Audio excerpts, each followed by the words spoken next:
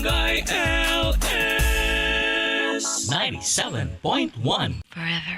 Mga kwento ng pag-ibig, kwento ng pag-asa at mga kwento ng buhay dito sa Barangay Love Stories. Love Stories.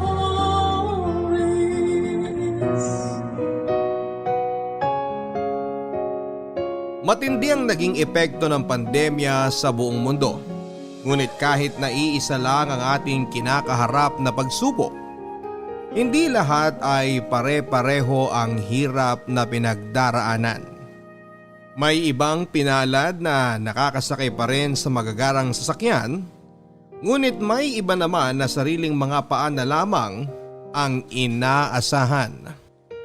Dear Papa Dudut, sana po ay nasa maayos po kayong kalagayan kapag nakuha po ninyo ang sulat ko. Itago nyo na lamang po ako sa pangalang Maynard, 32 years old at taga Quezon Province. Sa totoo lang po ay neto ko lang nalaman ang tungkol sa inyong programa dahil 5 taon po akong nagtatrabaho sa Middle East bilang isang wedding and events photographer. Hindi ko naman po sana gugustuhin na umalis sa Pilipinas. Pero nang ipinanganak na po ang ikalawa kong anak ay mas dumami na po ang mga bayarin namin. Kaya naman nakaisip na po akong mag-abroad. Lahat naman po siguro kasi ng magulang ay gugustuhin na magkaroon ng mas mabuting kinabukasan ang kanilang mga anak. At sa sinesweldo ko po sa dati kong trabaho sa photography studio sa amin, ay alam ko pong mahihirapan akong makaipon para maibigay ang magandang kinabukasan para sa aking pamilya. Sinubukan ko rin po na humanap ng ibang mapapasukan, pero sadyang mahirap po talagang makapasok dahil sa tindi ng kompetisyon at karamihan ng nakikita ko ay kakarampot lamang ang taas sa sinusweldo ko. Kaya naman po kahit na masakit sa loob ko na hindi makitang lumalaki ang mga anak ko at mawalay sa pamilya ko ay tumulak po ako sa Middle East. 5 taon na po ang nakakaraan. Naging maayos naman po ang buhay ko sa ibang bansa kahit na talagang nag-adjust po ako ng matindi sa mga unang buwan ko roon. Hindi po kasi katulad dito, doon po ay sobrang higpit sa lahat ng bagay. At ang trato ng karamihan ng mga lokal at mga puti sa mga Pilipino ay talagang mababa. Bukod pa dyan ay ang pag-a-adjust sa kakaibang kultura dahil hindi lamang po simpleng relihiyon ang Islam doon. Kundi ito rin ang batas na sinusunod ng kanilang gobyerno at panuntunan ng mga lokal kung paano dapat mabuhay. Gayunpaman kahit na naging mahirap po sa akin ang pag-a-adjust, at naging matinding pagsubok din po ang mawalay sa aking pamilya at mga kaibigan, ay laking pasalamat ko na rin po na ako ay nakakuha ng trabaho doon. Doble po kasi ang sweldo kumpara sa sinusweldo ko dito. Sagot ng kumpanya ang accommodation at walang tax na binabayaran. Kahit na papaano ay nakaipon-ipon naman po kaming mag-asawa. Pero habang lumalaki po ang mga bata ay mas lalo pong lumalaki ang mga bayarin namin. Kaya nang tumagal po ay halos ang sweldo ko ay nagsasakto lang para sa mga bayarin namin sa Pilipinas. Hanggang sa dumating na nga po ang 2020. At dumating ang COVID-19 na gumulat at sumubok sa buong mundo.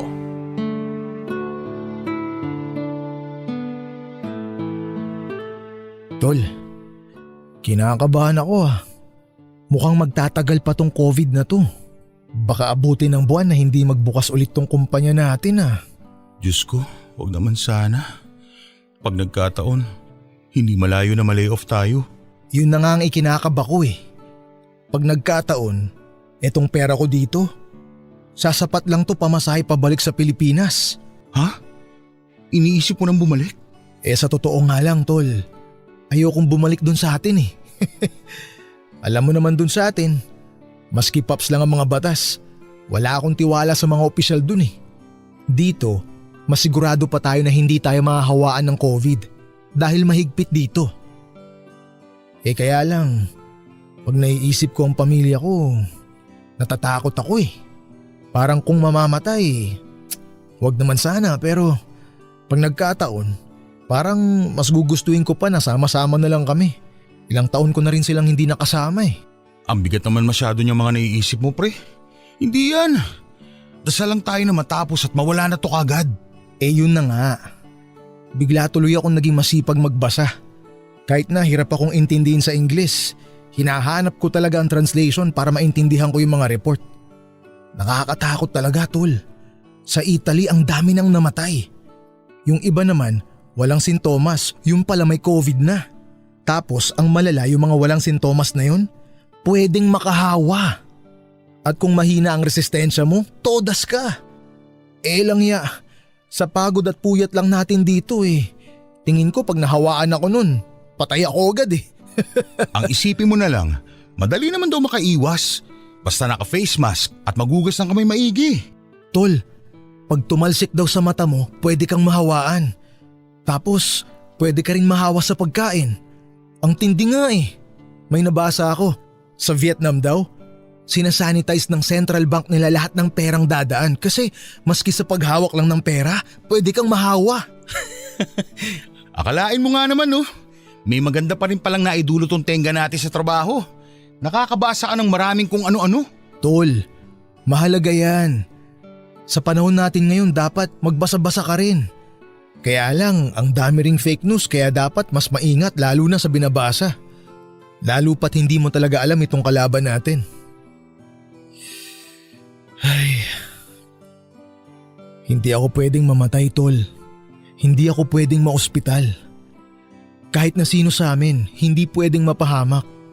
Tol, pag nagkataon, mamamatay na lang ang mga kamag-anak ko at mga magulang ko ng dilat. At hindi man lang nakakakita ng ospital dahil wala kaming ipambabayad. Ay, ako rin naman tol eh. Nag-aalala ako. Sakto-sakto lang din ang pera namin. Wala kaming sapat na ipon pang pa-ospital eh. Si Mrs. pinahinto na rin sa trabaho dahil nagsara yung parlor na pinagtatrabahuhan niya. Buti na lang talaga at doon sa Quezon, may mga konting tanim kami doon. Kung magkataon man, may makakain ng pamilya ko doon, maski talbos ng kamote man lang. Oo nga eh. Parang mas delikado nga tayo, tol. Wala tayong kasiguraduhan dito. Nasa ibang bansa pa tayo. Hindi tayo ang prioridad dito. Kaya nga kung bibigyan ng pagkakataon, baka umuwi na nga lang talaga ako. Lumipas po ang isang buwan na tenga kami sa trabaho, Papa Dudut. At bago nga po pumalo ng 1.5 buwan ay nangyari na po ang kinakatakutan namin. Ni-lay off po kami ng aming employer. Sa awa ng Diyos ay kahit na papaano ay binigyan naman kami ng maliit na separation pay. Pero sa halip nga po sana na makauwi kami kaagad ng Pilipinas, ay na-stranded pa po kami doon dahil sa dagsa ng mga Pilipino na nawalan din ng trabaho sa Middle East. Parang nagdilang anghel nga po si Leo na kaibigan ko. At dahil parang nahulaan na nga po niya na tuluyan na kaming malilay off. At ang iba pang posibleng mangyayari ay nakapag-book na po siya kaagad ng flight pabalik ng Pilipinas. Gayon pa man dahil nilimitahan din po ng mga airline ang biyahe nila, ay nakasama pa po namin na may stranded si Leo sa Middle East sa loob ng ilang linggo. Habang siya po ay naghihintay ng biyahe pabalik. Samantalang kami po halos lahat ng mga kasamahan niya ay minabuti pang maghintay na lamang po na matulungan kami ng gobyerno natin na makabalik sa bansa.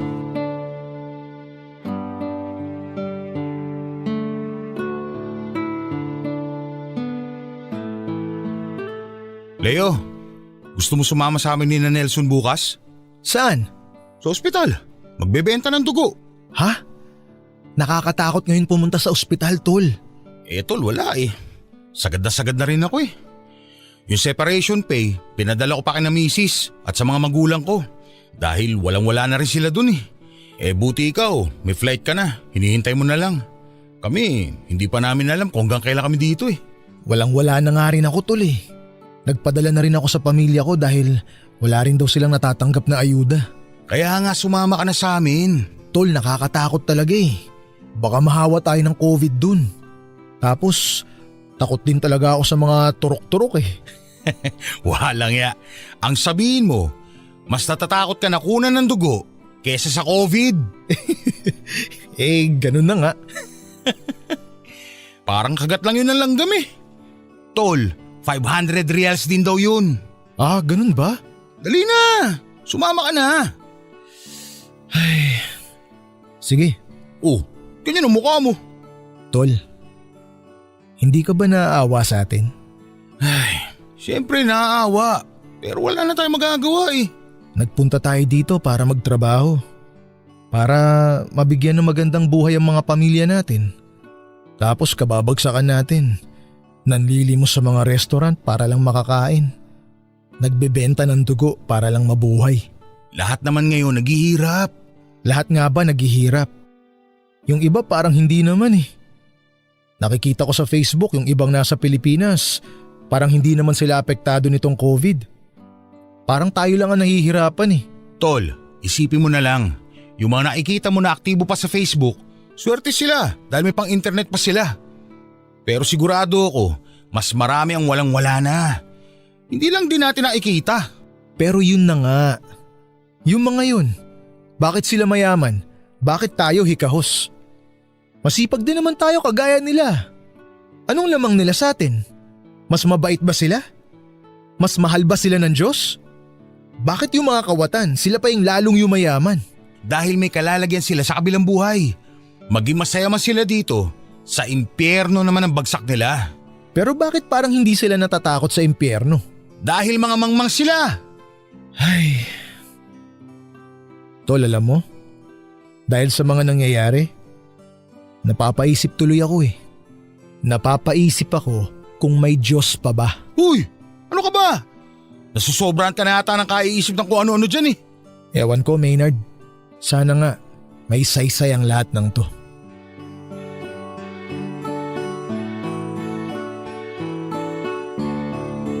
Sa totoo lang po, Papa Dudut, ang mas matindi po naming nakalaban sa Middle East habang na-stranded po kami ng mga kasamahan ko doon ay hindi gutom, kundi ang matinding depresyon. Tulad ng sentimiento ni Leo ay naisip ko rin po na bakit ganon ang sinapit namin. Umalis po kami sa Pilipinas para makatakas sa kahirapan. At akala namin ay nakatakas na nga po kami. Pero dumating na naman ang pandemyang ito. At ang kinahinat na namin ay parang mas malala pa. Nagkabaon-baon sa utang sa mga kaibigan at kamag-anak. At umabot na kami sa punto na tumatambay na po kami sa mga restaurant na namimigay ng libreng pagkain na parang mga pulubi. Hindi ko nga lang po masabi kay Leo na mas mabuti pa ang lagay niya kaysa sa amin dahil medyo nakapaghanda siya. At may petsa na lang po siya na hinihintay para makabalik ulit sa Pilipinas. Samantalang kami ay walang kasiguraduhan kung kailan makababalik. Walang kasiguraduhan kung kailan ulit makakakain. Walang kasiguraduhan kung makakaligtas kami sa COVID o sa kagutuman. At sigurado po ako na ganon din ang naiisip ng mga kasamahan ko, Papa Dudut. Hindi na lang po namin pinag-uusapan. Siguro po ay dahil na rin po sa takot. Na kapag pinag-usapan po namin yon ay ikaka-depress lang namin lalo. Lalo pat may mga nabalitaan na rin kaming mga OFW na hindi na kinaya at nagpakamatay na lang. Lumipas ang mga linggo at nakaalis na nga po si Leo sa Middle East at nakabalik na sa kanyang pamilya sa Pilipinas. Inggit na inggit po kaming lahat, Papa Dudut. At sa totoo lang, nang nakalis na po si Leo ay parang mas na-depress at natakot din kami ng mga kasamahan ko. Nakatakas na si Leo samantalang kami ay naroon pa rin. Stranded. Walang makain at hindi alam kung ilang buwan pa ang hihintayin bago makabalik sa Pilipinas. Lahat po kami ng mga kasamahan ko ay nangayayat na papadudot. At sa totoo lang, umabot na nga po kami sa punto na naging manhid na kami na manlimos sa mga kakilalang Pilipino at pumila sa mga soup kitchen para lamang makakain. Kung dati nahihiya pa kami, umabot na kami sa punto na ang panlilimos na ang naging new normal sa amin. Nawala na po kami ng dignidad, ng kumpiyansa sa sarili, ng pag-asa. Sa awa po ng Diyos, pagdating ng Agosto matapos ng 5 buwan naming pagkakastranded sa Middle East, ay nakabalik na rin po kami ng mga kasamahan ko sa trabaho sa Pilipinas. Pero dahil wala pa rin pong mga biyaheng pamprobinsya, matapos ng aking mandatory quarantine sa hotel, ay nakipanuluyan po muna ako sa aking tiyahin sa Cavite.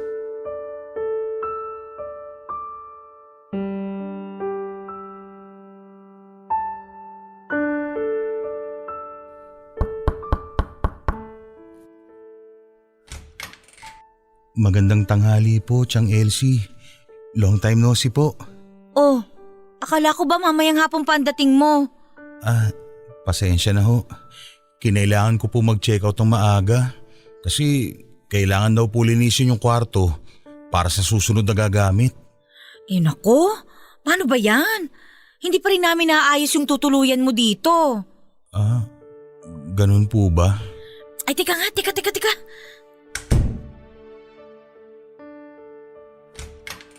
O etong upuan. Maupo ka muna dito sa labas habang nag-aayos kami dun sa loob. Salamat po talaga, Chang. Dante, andyan na si Maynard. Nako, akala ko ba mamaya pang hapon yung darating? Eh kaya nga eh. Tulungan mo na nga muna akong ayusin yung kwarto sa kabila. Paano yan dadaan-daan yan sa mga kwarto natin. Si Bless, napaka-arte pa naman ng anak mo na yan. Ayaw daw niya makatabi ng kwarto yung pamangkin mo. Ano? Eh akala ko ba napag-usapan na natin ito? Ayaw nga, nagdadabog kanina. Eh paano ngayon yan? Andiyan na siya sa labas. Bakit kaya hindi na lang dun sa ilalim ng hagdanan natin para malapit sa CR? Para konti lang iikutan yan dito sa bahay. Eh paano nga yun? Naka-expose din sa atin. Takpan na lang natin ng plastic na kortina yung paligid. Tapos yung mga karton na lang dyan, yun yung gawin niyang higaan. Naku naman, hindi ka kasya yung espasyo dun sa nakahigang tao. Ano ka ba naman? Gawan niya na lang ng paraan. Mabuti nga yan, may tumanggap sa kanya dito eh. Pag may nahawa sa atin, patay tayo. Nag-quarantine na naman daw siya at negative naman daw yung test. Paano kung may nakuha yan habang naka-quarantine? O kaya sa daan habang papunta yan dito? Uy, ano pa nga ba magagawa natin nandyan na yan? Alangan namang itaboy natin yan. Ako lang naman ang kamag-anak niyan dito. Kaya nga, wag na siyang umarte. Doon na siya sa ilalim ng hagdanan. O siya. Sige na. Tulungan mo na lang ako magkapit ng kurtina doon sa paligid nun.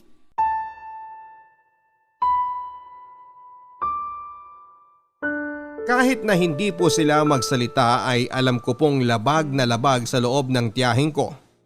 At lalo na ng pamilya niya ang pakikipanuluyan ko sa kanila, Papa Dudut. Hindi ko rin naman po sila gaanong masisi. Lalo pat may pandemya nga po.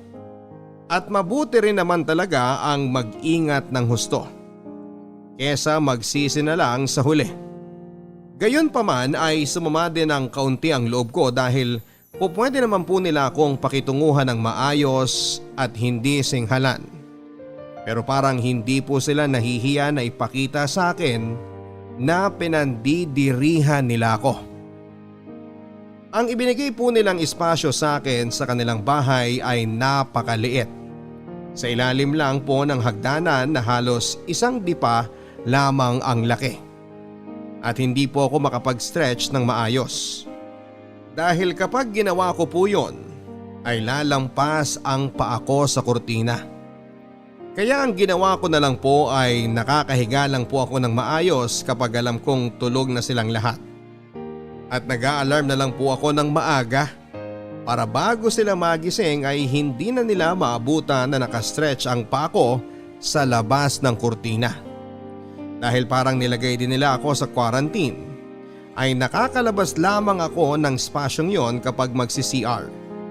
Pero sa oras ng pagkain ay ini-slide na lang po nila ang pagkain na nasa disposable na plato at mga kubyertos sa ilalim ng kurtina. Awang-awa na po ako sa sarili ko noon, Papa Dudut.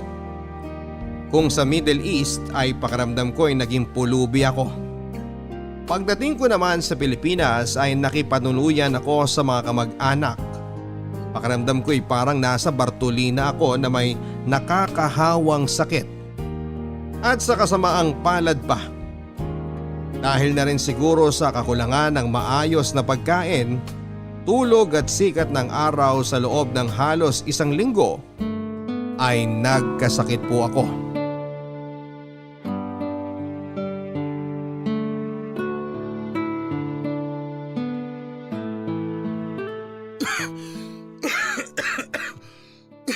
Elsie, kanina pa ubo ng ubo yung pamangkin mo ha. Baka may COVID na yan. Hindi naman siguro. Pag nagkataon, todas tayong lahat dito. May sakit pa naman ako sa puso. Anong gagawin natin? Alangan naman palayasin natin yan.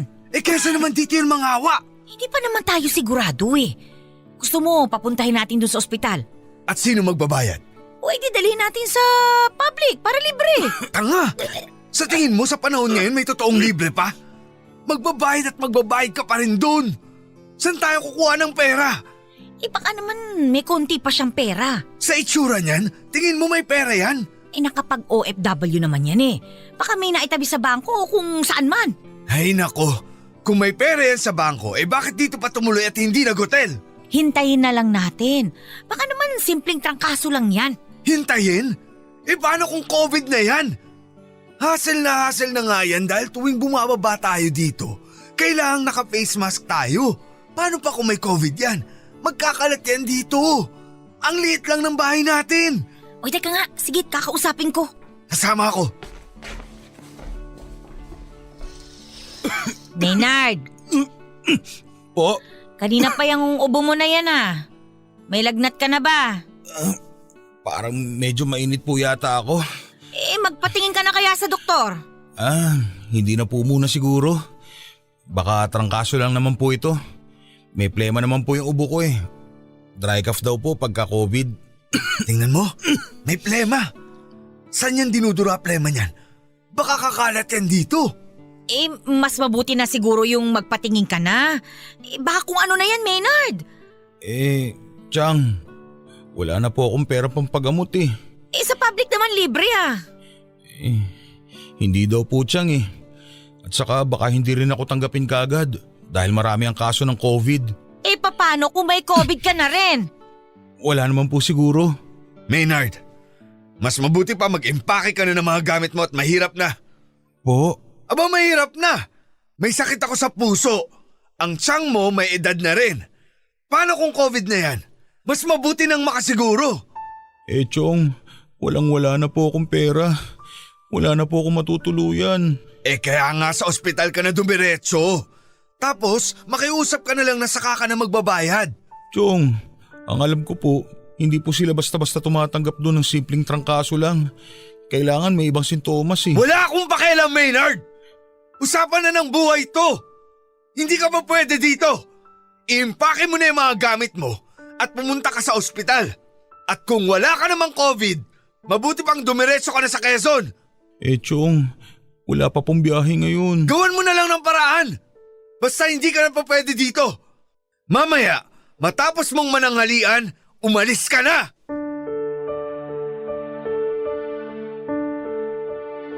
Kahit na masama ang pakiramdam ko ay napilitan po akong mag-impake at umalis sa bahay ng tiyahin ko, Papa Dudut. Sobrang sama ng loob ko sa kanila. Kung sino pa ang kadugo ko ay sila pang nang iwan sa akin sa ere. Malayong malayo po sa mga kasamahan ko sa Middle East noon. Kapag may problema, nagdadamayan. Kapag may nakuhang pagkain, Imbis na solohin na ipapamahagi pa sa ibang mga kasamahan na nagugutom din. Ang pinakamasaklap pa po dyan, Papa Dudut, ay noong nagkasakit po ang anak ni na Tiang Elsie at Tiang Dante. At nangangailangan ng pera ay isa ko sa mga unang tumulong sa kanila. Pero siguro po ay sa oras ng kagipitan ay doon talaga lumalabas ang totoong kulay at ugali ng mga tao. Gustuhin ko mang isumbat sa kanila yon ay hindi ko na lang po ginawa at umalis na ako. Dumiretso po ako sa ospital pagkagaling sa bahay ng tiyahin ko. Pero pagdating ko po sa ospital ay hindi rin ako tinanggap dahil punong-puno na raw sila ng mga pasyente. At hindi naman po ako malala katulad ng iba. At hindi naman sapat ang sintomas ko para masabing suspected COVID na. At totoo naman po yon. Sa katunayan nga po pagdating ko doon ay nawala na rin po ang lagnat at sakit ng ulo ko. Inalok din naman po ako ng magpa-testing pero tinanggihan ko na lang din dahil hindi rin naman libre. Kaya umalis na lamang po ako ng ospital, Papa Dudut. Pero sa halip na bumalik sa bahay ng tiyahin ko ay mas pinili ko na lang po na tumuloy sa bus station para magbaka sakali na makasakay na pauwi ng probinsya. At tulad po ng inaasahan, pagdating ko po sa bus station ay wala pa rin pong biyahe pauwi sa probinsya. Hindi pa raw po nila matiya kung kailan papayagan muli. At dahil hindi rin naman po ako po pwedeng tumambay doon sa istasyon ay naghanap na lang po ako ng masisilungan. Naglakad po ako at nakakita ng overpass na walkway. At doon na lamang po ako naglatag ng karton at nagpalipas ng gabi. Sa puntong yon ay kulang-kulang 500 na lamang po ang natitirang pera ko. Halos sakto sa pamasahe sa bus papauwi sa amin. Naisangla ko na rin po ang lahat ng aking kagamitan. Maski ang smartphone ko ay matagal ko na rin pong naisangla. Bumili na lamang po ako ng isang mumurahing cellphone na pang text at tawag lang po. Halos ang pwedeng gawin. Kahit na wala na rin pong load ay kinaingat-ingatan ko po ang cellphone ko na yon dahil yun na lang po ang connection ko sa aking pamilya sa Quezon.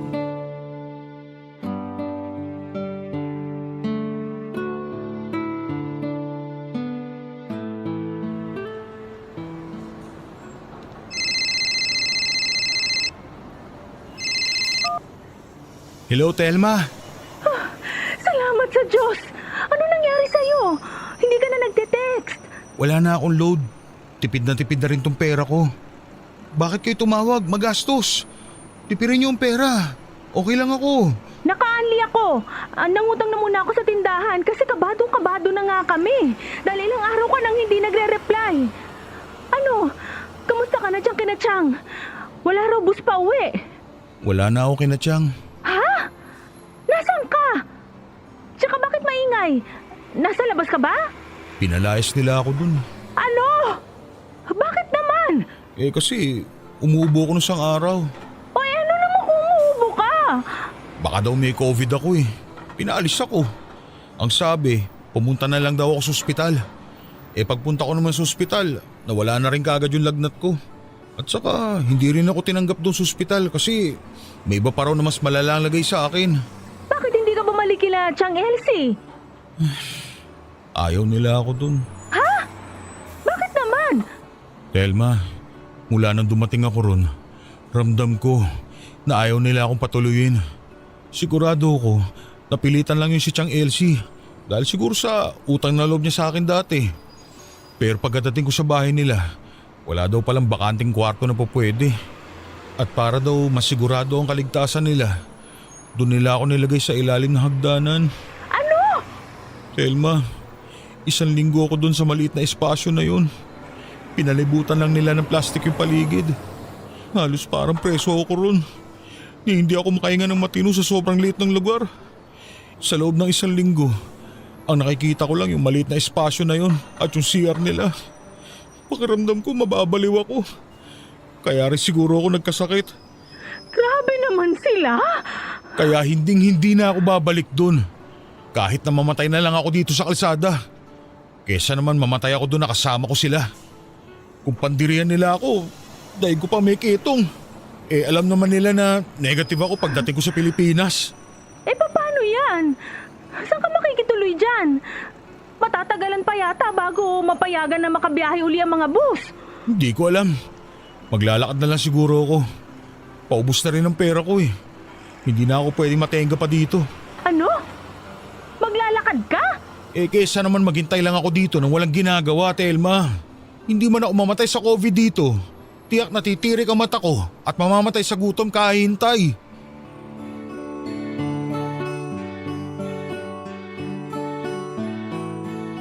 Nagpasya po ako na maglakad na lang mula sa Cavite hanggang sa Quezon, Papadudut. Ang natitirang pera na dapat sana'y pamasahe ko ay tinipid ko na lamang po ng husto para may pangkain. Bumili na rin po ako ng mga biskwit at tubig na mababaong ko sa paglalakad. Sa gabi ay kung saan po ako matapat na lugar sa daan ay naghahanap na lamang po ako ng sulok na po pwede kong malatagan ng karton at maaaring palipasan ng gabi. Nung minsan nga po pagising ko ay may nakita akong mga barya sa tabi ko. Napagkamalan talaga akong pulubi. Gayon pa man ay kinuha ko na rin po ang mga barya dahil bawat piso sa mga panahon na yon ay napakahalaga na. Kapag may nadadaanan ay naging alerto na rin po ang mata ko sa maaari kong mapakinabangan. Isang beses po ay nakakita ako ng tinapo na sirasirang trapal at kinuha ko po yon. Maulan na rin po kasi ng mga panahon na yon. At napakinabangan ko ng husto ang sirasirang trapal nang minsang maabutan ako ng ulan sa isang ilang na lugar. Sa puntong yon ay hindi na po ako nakakaisip ng kung ano pang lungkot o pagod o hirap. Ang gusto ko na lang po ay makauwi na ako kaagad sa amin. 3 araw na po akong naglalakad noon.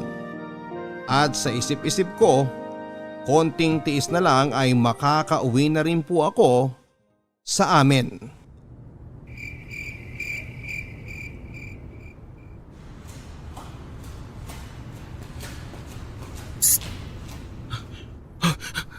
Anong kailangan nyo? May isa pa kaming kasama dyan sa sulok. 3 kami. Huwag ka nang umalma. Bakit? Bigay mo sa amin yung bag mo. Ano? Ibigay mo sa amin yung backpack mo. Kung hindi, papatayin ka namin. Ang babata nyo pa para maging kriminal. Oo, mga bata pa kami. At gutom na kami. Ibigay mo na yan. Maawa na kayo. Wala namang laman yan eh. Wala na rin akong kapera-pera. Parang ahawa nyo na. Kaya nga naglalakad na lang ako eh. Baka uwi lang. Galing pa akong Cavite. Wala kaming pakialam. Ibigay mo na. Parang ahawa nyo na. Mga damit na lang ang laman nito. At konting biskwit pang tawid gutom sa biyahe. Mahirap pa ako sa daga ngayon. Ano? Hindi mo ba ibibigay? O itatarak namin tong kutsili sa tagiliran mo? Teka, ito na. Walang iyaking ka pala eh. Hayop! Habulin natin!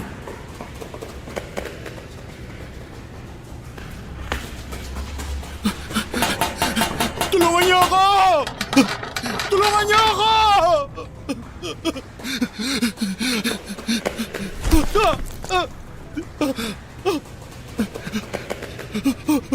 Huwag niyo ako papatayin! Huwag niyo ako papatayin! Parang ahawa niyo na! Ito na! Ibibigay ko na! Hayop ka! Pinagod mo kami! Akin na yan! Ito na! Tara na! Baka may makakita pa sa atin!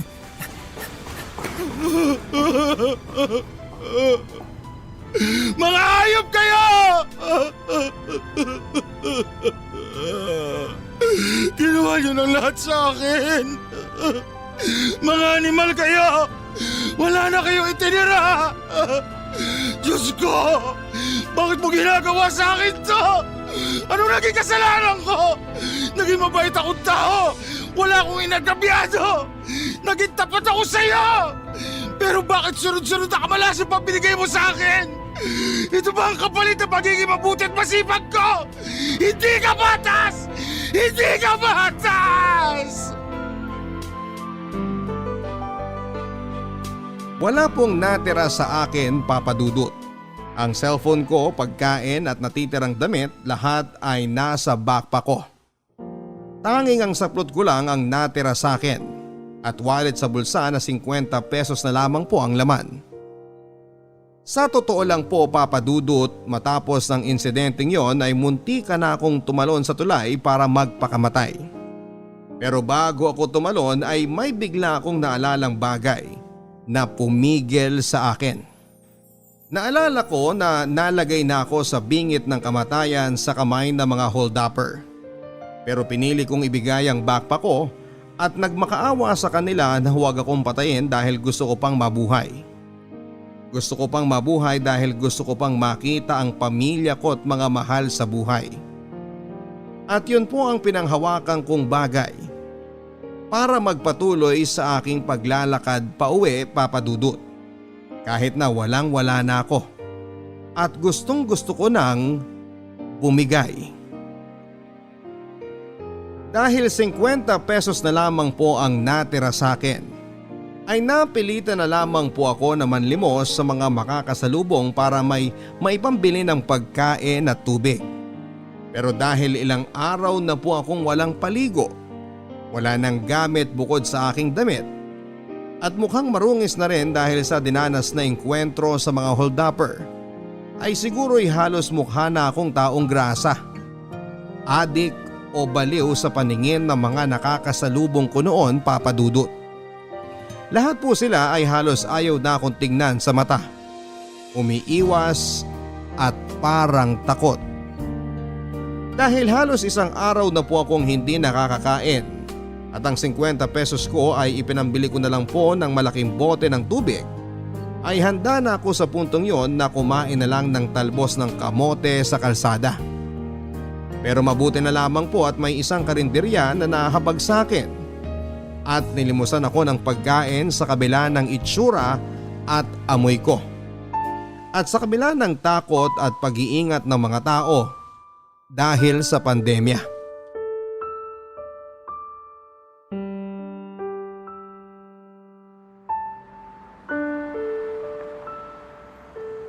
Nay, baka po pwedeng makahingi ng konting makakain. Pasensya na ho. Anak! Sandali. Ako po? Halika. Lumapit ka dito. Diyan ka na lang muna maupo sa gilid dahil kailangan may social distancing tayo. Rowena, ikaw nga muna magsukli dito sa customer. Opo, Nay! Bibigyan niyo po ako ng pagkain? Oo, sandali lang ha. Nay, kahit po sabaw na lang o kaya tubig. Uhaw na po kasi ako. Kahit na wala na pong pagkain. Sandali. Ito anak. Kumain ka na muna. Sobrang dami naman po nito, Nay. Salamat po ha. Babaunin ko po ang kalahati nito sa biyahe. Biyahe? Nasaan ang bagahe mo? Nahold up po ako kaya walang-wala na po ako. Itong damit ko na lang po ang natira sa akin. Galing pa po ako ng Cavite. Maglilimang araw na po ako naglalakad. Ha? Opo. Ay, pambihira naman. Saan ba ang bahay mo? Sa Tiaong pa po. Hala, ilang araw ka pa maglalakad niyan? Ayos lang po. Ang mahalaga po makauwi. Ang layo na po ng narating ko. Ngayon pa po ba ako susuko? Ay, naku. Alam mo kung meron lang kami talagang sasakyan dito, ipahahatid na kita. Kaso pobre lang din naman kami. Ay, teka. Ito. Idagdag mo na tong 200 dyan sa'yo, ha? Baka sakaling may makasalubong kang tricycle. O kung ano pa man na pwedeng rentahan. O kung di man, pambili mo na ng pagkain sa biyahe. Po? Pasensya ka na at yan lang. Kapusting kami dito Nangalahati ang benta ko. Lahat ng tao ngayon gipit at nagtitipid kaya hindi na rin bumibili sa karinderya. Maraming salamat po sa inyo. Oo.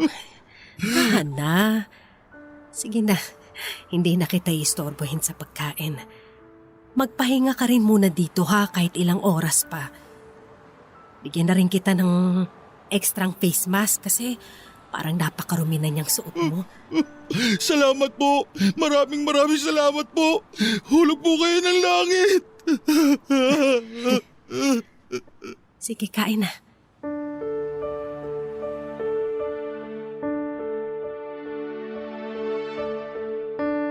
Bukod sa pera at face mask ay pinabaunan pa ako ni Nanay Rica, ang tindera sa karinderya, ng kanin, ulam at 1 litro ng tubig.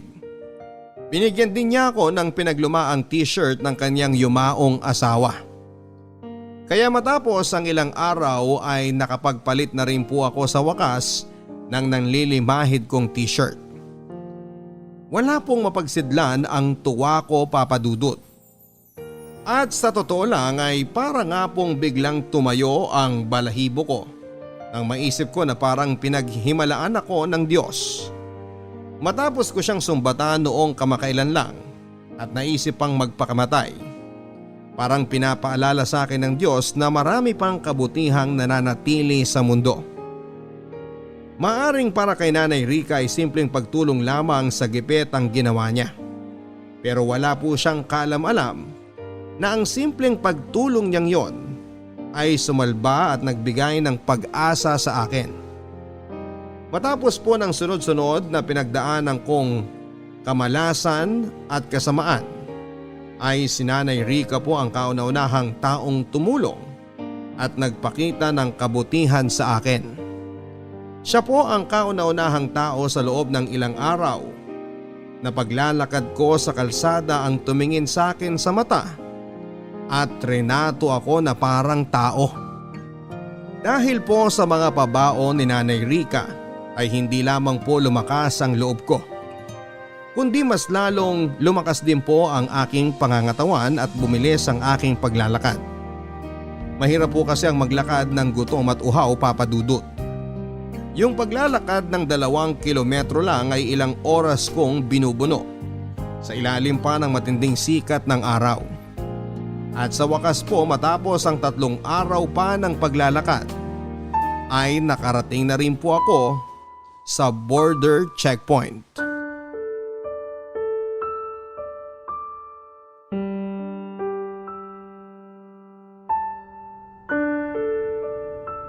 Saan ka pupunta? Sa Chaong po. Anong pakay mo ron? Doon po ako nakatira. Saan ka galing? Sa Cavite ho.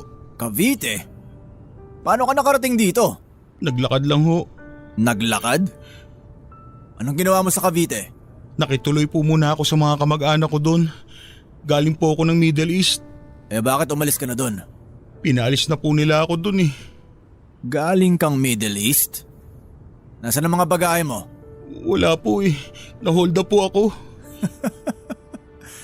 Na-hold up ka pa? Abay, napakamalas mo naman. Totoo po sinasabi ko. Mga papeles mo, nasaan? Nandun po, nasa backpack. Paano yan? Paano ako maniniwala sa mga sinasabi mong yan? Boss, parang awa nyo na po. 1 linggo na po ako naglalakad. Makarating lang dito. Patawirin nyo na ako, parang awa nyo na. Nakainom ka ba, Brad? Boss, hindi po. Parang awa nyo na. Maniwala kayo sa akin. Galing pa akong Cavite. Pagod na ako. Baka nag-aalala na po sa akin ang mga mag-ina ko. Hala! Hoy, Brad! Ano nangyari sa'yo? Bumangon ka dyan! Tumawag kayo ambulansya! Parang hinimatay eh! Dalihan nyo! Baka may COVID pa to! Oh!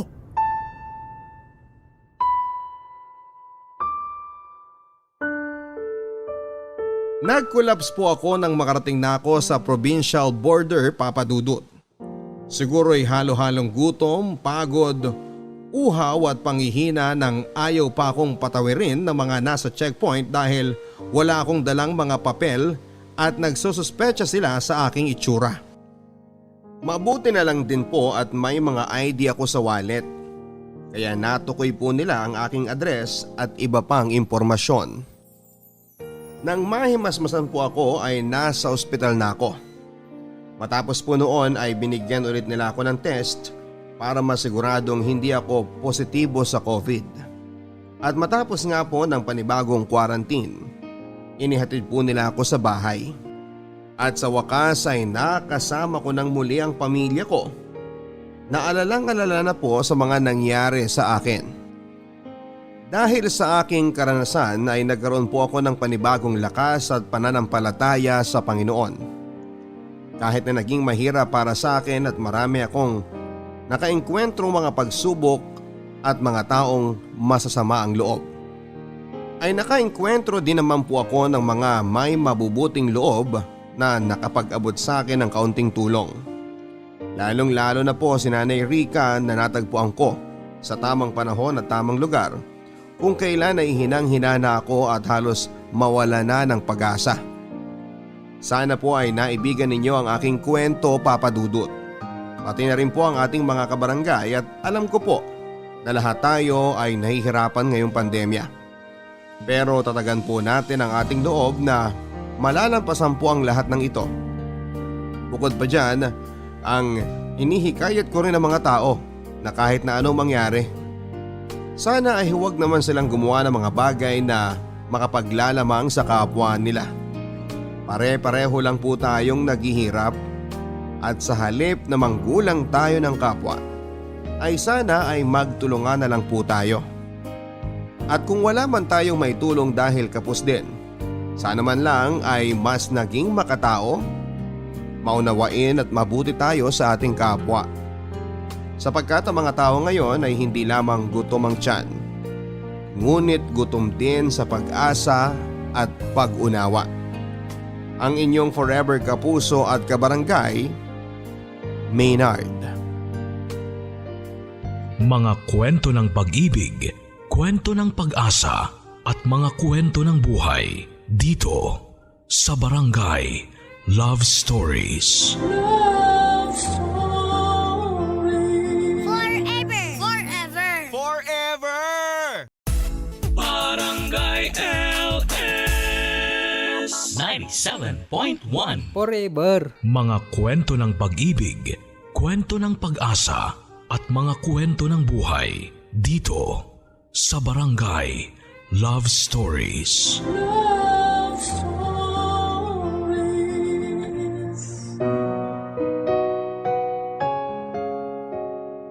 Ina ang isa sa mga pinakadakilang nilalang sa mundo. At utang mo kung anuman ang meron ka sa kanila. Ina ang isa sa mga taong nilalapitan mo sa mga panahong parang gusto mo nang sumuko. Ikaw, kapuso, ano ang ambag ng nanay mo sa'yo? Malaki ang role ng isang ina sa buhay ng kanyang anak. Kaya hanggat maaari, hanggat kaya ng isang ina, kailangan andyan siya para masubaybayan at magabayan ang anak niya. Nasa kamay niya ang magandang paghubog sa magiging buhay ng kanyang anak. Maaaring may mga taong hindi nakaranas na makapiling ang ina nila, o yung iba naman ay panandalian lamang nilang nakasama. Sa mga ganitong pagkakataon, maghahanap ang anak ng isang kikilalaning ina para sa kanya humingi ng gabay at pagmamahal na hindi buong naibigay sa kanya. Ang ating kwento ngayong araw ay pinadala ng kabarangay natin na si Yana ay tungkol sa kanyang nakagisnang ina at sa kanyang totoong ina. Dalawa ang inang meron si Yana, sino sa kanila ang mas matimbang at mas nakarami ng ambag sa buhay niya? Sino sa kanila ang unang lalapitan ni Yana oras na tanungin siya kung kaninong anak siya? Alamin natin yan, ang kanyang kwento dito sa Barangay Love Stories. Dear Papa Dudut, kadugo o taong nakagisnan mo, sino ang pipiliin mo? Ako nga pala si Yana. 18 years old, isa akong ampon at proud akong sabihin ito. Hindi ako nagrebelde tulad ng iba mula nang sinabi sa akin ng nakagisnang kong ina. Itago na lang natin siya sa pangalang Elena. Nalaman kong ampun ako, 7 taong gulang pa lamang ako. Naalala ko pa yung pagdating ng kumari at inaanak ni nanay na taga-probinsya. Doon sila tumuloy sa bahay pansamantala habang ginagawa yung bahay nila. Doon ko nakaklose yung inaanak ni nanay. Noong una mabait naman ito sa akin at madalas akong binibigyan ng candy, pero nang tumagal, nakita ko na ang totoong ugali nito. Minsan habang naglalaro kami noon sa bakuran, gusto nitong gupitan ang buhok ng manika ko. Hindi ko siya pinayagan na gawin yon kaya nagalit ito. Nagwala ito at nilayuan ako, pero nilapitan pa rin niya ako at para mas lalo akong asarin, sinabi nitong ampun daw ako. Tinawanan ko lamang ito at muling nilayuan, pero sinundan niya akong muli at sinabing totoo raw na ampun ako dahil yon ang sinabi ng mama niya sa kanya. Muli ko siyang tinawanan kahit sa totoo lang ay kumakabog na noon ang dibdib ko sa takot. Hindi ko yon sinabi kay nanay habang andon yung mag-ina. Noong nakaalis na sila ay tinanong ko kung totoo bang ampun ako. Oo agad ang naging sagot nito. Hindi ko alam, pero imbes na umiyak, magalit o magtampo ay mas naramdaman ko na gumaan ang loob ko dahil nalaman ko na ang totoo. Nagulat nga si nanay dahil niyakap ko na lamang ito after sabihin sa akin ang totoo. Hindi nito inaasahan na magiging ayos lang ang pagtanggap ko sa katotohanan. Lalo't bata pa ako at marami pa akong hindi maintindihan noon. Noong binalikan ko nga ang eksenang yon sa buhay ko ay naisip ko, kaya siguro ayos lang sa akin na nalaman kong ampun ako dahil hindi naman nagkulang si nanay sa akin. Naisip ko na napakaswerte ko ngang napunta ako sa kanya kaya wala nang ibang dahilan para magalit o magtanong pa. Habang lumalaki noon, papadudot ay inaasahan ng lahat na hahanapin ko ang totoong ina ko. Natawa na lamang ako dahil parabang ginagaya nila ang buhay ko sa mga TV show na napapanood nila kung saan ay kailangang hanapin ng ampon ang totoong magulang nito. Nasanay na ako sa pagdaan ng panahon na walang ibang sinasalubong sa akin ang mga tao kundi ang mga katanungan sa kung bakit hindi ko pa rin hinahanap yung totoong nanay ko. Isa lang naman ang naging sagot ko sa kanila. Kontento ako sa piling ng nakagisnang kong ina. Bakit pa ako maghahanap ng iba? Bukod sa mga taong palatanong kung hahanapin ko ba ang totoong ina ko, andyan din si nanay na maraming tinatanong sa akin noon. Madalas nga itong nagugulat sa mga tanong niya noon tungkol sa posibilidad na makaharap ko ang totoo kong ina. Masyado itong naging komportable na magtanong dahil alam niyang wala ng kaso sa akin kung ampun ako. Tulad na lamang noong minsan kumakain kaming dalawa. Dumating kasi ang unang sahod ko at nanlibre ako. Nagkatawanan pa kami noong una tapos bigla na lang sumegway sa totoo kong ina.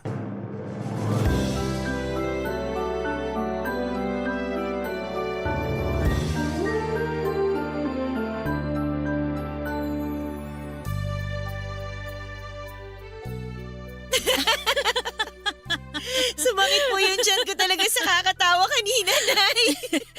Kapag nakita mo kaya yung totoo mong nanay, matatawa ka pa ba? Talagang nailusot mo yan, Nay, ha? Nagtatanong lang naman, anak. Baka kasi ngayon makakuha na ako ng sagot. Kasi wala naman akong dapat isagot pa. Para may closure na rin yung mga nagtatanong. Closure nila o closure nyo? Ay, syempre kasama na ako ron. O anak, paano nga? Paanong ano? Paano kung isang araw makita kayo uli ng totoo mong nanay? Ano pong magkita ulit? Baby pa po ako nung inabot niya ako sa inyo. Hindi po counted yun na pagkikita. O sige ha, hindi naman diretso ang mga sagot mo. Sige lang, sa susunod, uulitin ko na lang tong mga tanong ko.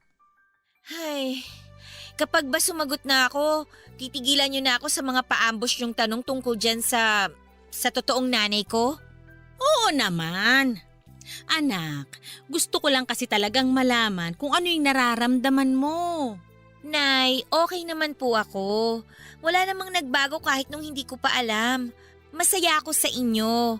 Kontento na ako na ikaw ang nanay ko. Eh paano kung bumalik siya? Siya? Yung totoo kong nanay? Eh ano naman ngayon? Siyempre, iba pa rin yung lukso ng dugo kapag nagkita na kayo. Nay, nagja-jump rope ang dugo ko kapag ikaw ang kaharap ko. Hindi ko na kailangang paluksuin pa sa totoo kong nanay. Ikaw talaga ang pilosopo mo. Eh kasi kayo namimilit kayo kung ano yung dapat kong maramdaman para dyan sa totoo kong nanay. Parang ang lagay Gusto niyo akong bumalik sa kanya. Eh kahit naman ayaw ko, wala naman akong magagawa kung gusto mo. Siyempre ayoko. Ano ka ba naman, Nay? Ikaw yung nanay ko. Nakagisnan. Di ka na malagi sa matres ko kaya hindi ako yung totoong nanay mo. Pero kayo yung nagparamdam sa akin kung paano magkaroon ng ina. Pero siya yung totoo. Alam ko po at hindi ko yun basihan para bumalik sa kanya. Ang totoo para sa akin, yung andito, yung kasama ko, kayo. Wala kasi ako magiging laban, anak, kung sakaling kunin na niya yung karapatan niya bilang totoong nanay mo. Nasa tamang edad na po ako. May karapatan din naman po ako kung sino yung pipiliin kong samahan, di po ba? Hayaan nyo at aaralin ko pa yung mga dapat kong aralin sa batas. Huwag lang ako mapunta sa kanya. Mahal na mahal kita. Tandaan mo yan. Yan din naman ang dahilan ko kung bakit hanggat maaari hindi ko sinasagot ang lahat ng mga tanong nyo. Bakit naman? Eh kasi ayokong masaktan kayo kapag napag-uusapan natin yung chance na bumalik yung totoong nanay ko. Ayos lang naman ako. Paano yan? Lumuksong dugo ko at ramdam ko na nagsisinungaling kayo. Nay, kayo ang kikilalanin ko araw-araw. Hay, ang drama-drama naman masyado ng usapang to. Kumain na nga lang tayo.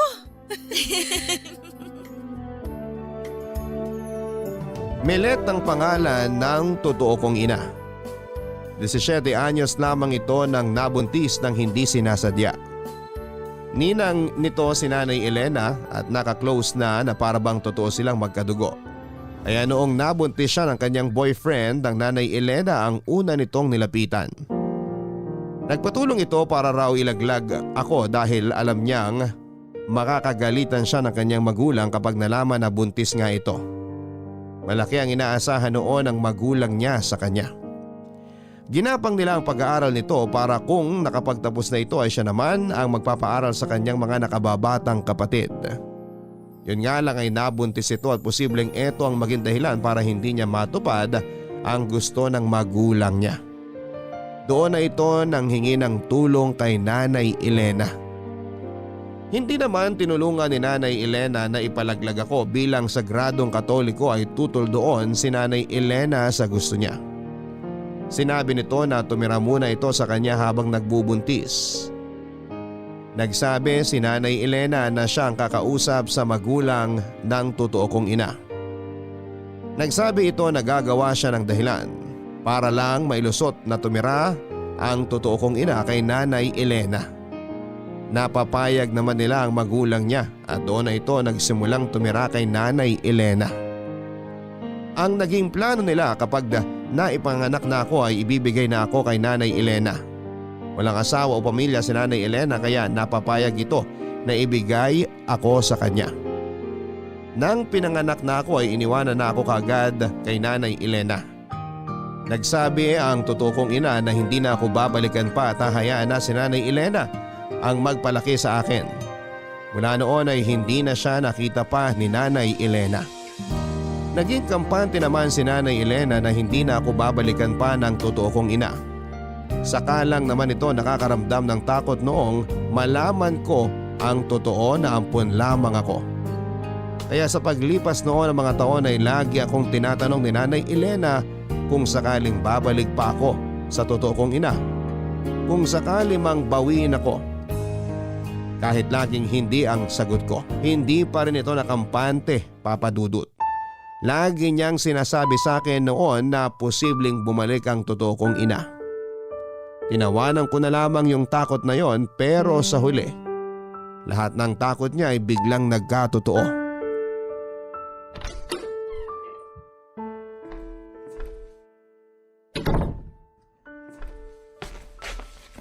Yana, anak. Kanina pa kita hinihintay. Sorry, Nay ha. Napasarap kasi ng kwentuhan kay Alex eh. Alam mo naman yung best friend ko na yon. Hindi mapirmi ang dila, kakadaldal. Halika rito sa kusina at dito tayo maupo. Pag-uusapan po ba natin yung lulutuin natin bukas? Teka, may gusto akong… Pag-usapan natin yung tungkol sa totoo mong nanay, si Milet. Yan na naman, Nay eh. Kakarating ko pa lang, yan na kagad ang bungad nyo. Hindi nyo man lang hinintay na makapagbihis ako o maibaba ko man lang tong bag ko. Sorry anak, pero kailangan mo na kasing malaman to. Hindi po ba pwedeng ipagpabukas na lang yan? Ang ganda-ganda ng mood ko ngayon eh, tapos bigla nyong papadilimin. Hindi ko naman sinasadyang masira ang mood mo, anak. Sobrang importante lang kasi to at kailangan mo lang talagang malaman. Ay… Gusto niyo na naman bang magtanong kung paano kung isang araw bumalik siya, bla bla bla bla bla bla? Hindi.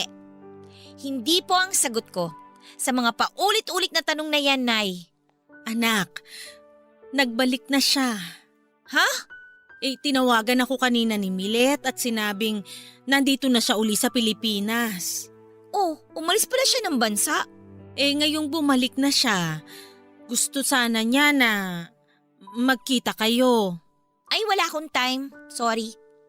Kapit tayo, Nay. Anak, wag naman sanang ganyan. Ano po bang wag naman ganito? Nanay mo pa rin yun. Kayo ang nanay ko. Wag niyo na pong dagdagan pa ng isa. Okay na ako sa inyo. Siya ang totoo. Pero kayo ang nakasama ko. Ay, nagsabi rin siya na gusto ka na niyang kunin. Wow! Kunin? Parang imposible naman mangyari yun, Nay. At pumayag ako. Pumayag? Alam mong wala akong karapatan sa'yo. At yung karapatan kong mamili kung sasama ba ako sa kanya o hindi, naisip niyo po ba yun? Huwag mo sanang masamain pero wala na rin kasi kung magawa eh. Gusto ka na niyang makasama. Gusto kang makilala at maging kanya. Ano bang maging sa kanya? Binitiwan na niya ang lahat ng karapatan niyang maging ina mula nung iniwan niya ako sa inyo. Kaya hindi ako sa kanya. Hindi ako magiging sa kanya. Pupunta siya rito sa susunod na buwan pag naayos na niya lahat ng kailangan niya para sa itatayo niyang negosyo. At aalis ako para hindi ko siya makaharap. Anak naman. Huwag niyong ipilit sa akin, Nay. Kailangan mo siyang makilala. At kailangan niyo rin makinig sa akin pag sinabi ko sa inyo na ayoko. Pakinggan niyo naman ako. Sana alamin niyo naman muna kung komportable ba ako sa gusto niyo o hindi. Yana! Hindi ako tuta, Nay. Hindi ako tuta.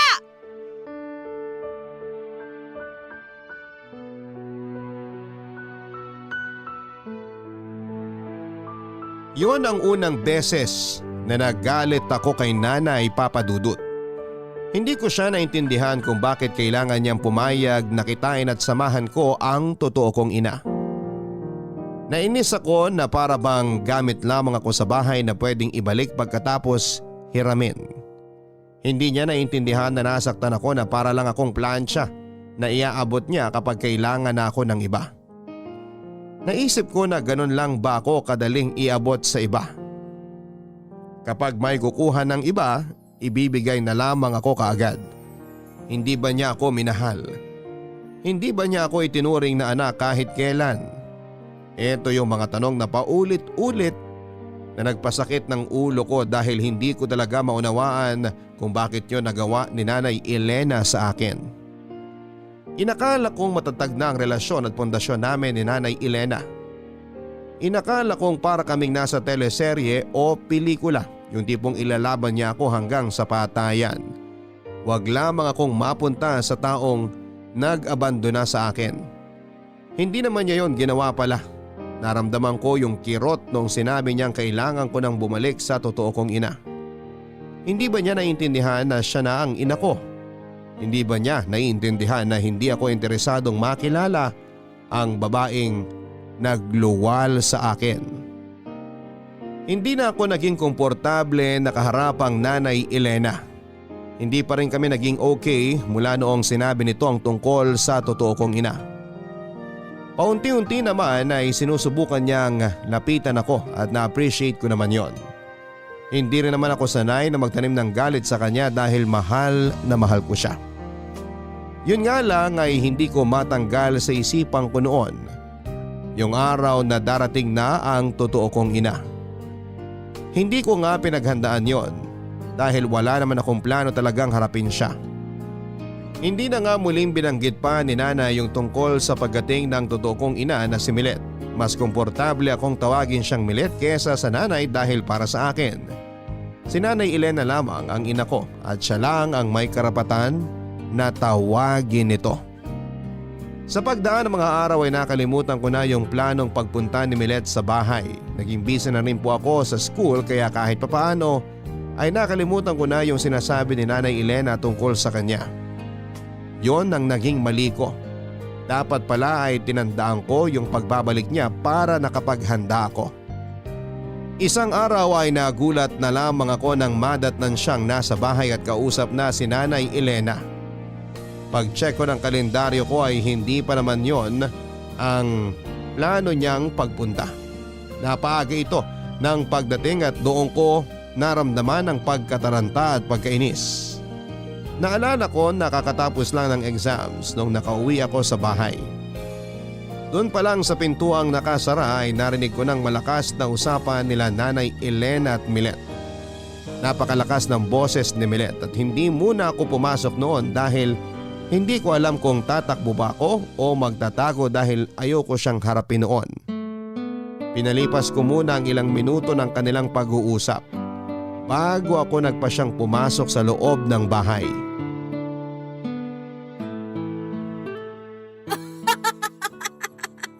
Ay naku, kaya yung mga paa ko, Ninang, sobrang daming kalyo. Binahayan na ng 100 kalyo kakagala. Ay, ang swerte mo naman at nakakapunta ka sa iba't ibang bansa. Samantalang ako, eto, bahay at palengke lang ang nadadayo. Ninang, subukan mo kahit out of town lang. Para naman ma-relax ka. Hindi naman pwedeng dito ka lang nabuburo sa bahay, no? Ay, paano ko ba magagawa yun? Eh di naman sapat ang perang nasa bulsa ko. Ipon lang ang sandata at syempre, negosyo. Tingnan mo ko, kakanegosyo ko ay marami na akong nadalaw na lugar. Hindi lang isang beses akong nakapunta ng Australia, ha? Yung Canada naman kahit nakapikit na ako, memoryado ko na yung bawat kanto. Kilala na nga ata ako ng lahat ng tao ron eh. Mabuti naman at nagagawa mo na yung mga hinihiling mo dati. Nung nene ka pa, eh lagi mong sinasabi sa akin na gusto mong mag-around the world ba yun? Opo.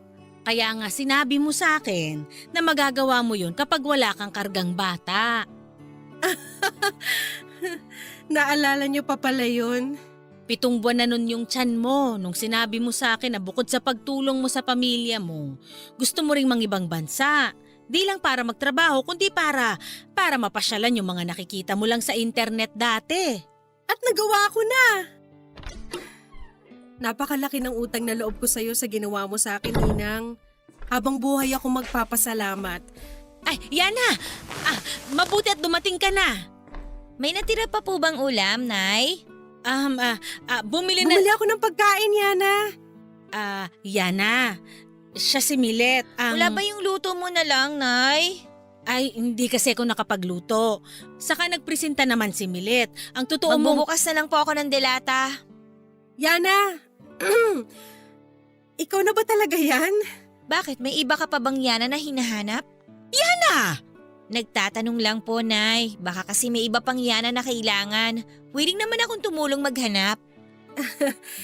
Pasensya na sa tanong ko. Hindi ko lang din kasi napaghandaan kung ano yung dapat kong sabihin sa'yo. Anak, Sana pala nanood muna ako ng mga pelikulang may tema tungkol sa mga pinaampong anak. Dahil sa mga hindi handang maging ina, kaya may mga ganyang klasing mga pelikula.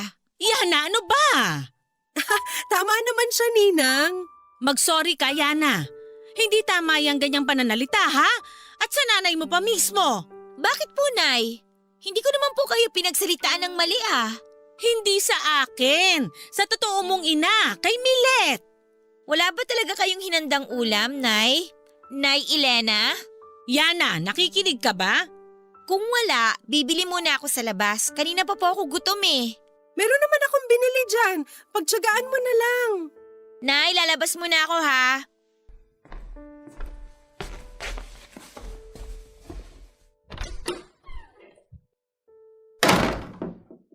Hindi ko napaghandaan ang reaksyon niya, Milet. Sorry. Tama rin siguro yung naging reaksyon niya, Ninang. Mahirap din naman kasing paghandaan tong ganitong pagkikita. Hayaan mo't pagbalik, kakausapin ko yung batang yan. Pakalmahin niyo muna. Sa ganyang edad, hindi magandang pabugso-bugsong kausapin sila. Ay, hindi ko na alam. Hindi ko na talaga alam.